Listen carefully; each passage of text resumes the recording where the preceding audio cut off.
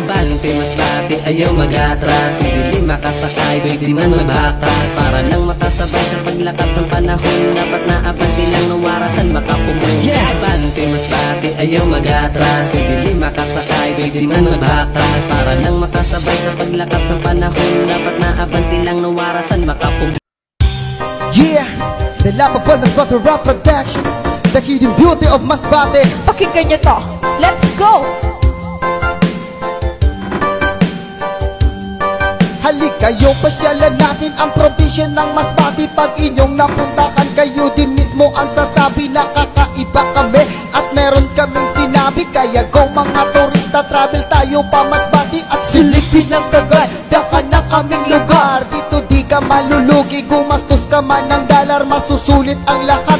Pagod mo man at puyat, pag nakita mo ang view, ang sasabihin mo, Wow, Nax! at ito ang mga lugar na kailangan puntahan. Pwede mo rin dalhin dito pamilya o kaibigan. Pwede kang mag-outing-outing, lalo na mag-picture taking. Pahiga ka sa buhangin, ng gaan-gaan ang feeling. Punta ka ng Bitoon Beach, pati sa Nagarao. Punta ka ng Manok-Manok at sasabihin mo, Wow! super ganda talaga, Masbate na walang iba. Sa sombrero ng San Pascual, aakit-akitin ka. Tinig bandits ng Aroroy, kasabangan bits ng Corpus, lalo na sa Palane at sa beach din ng Montreal. Makaraget at Portabigas na di masalang makikita sa Masbate Beach. Nordalisay Beach ng San Fernando, Cocac Beach ng Katayngan. Nalika na maligo tayo. Buksayon Marine Sanctuary.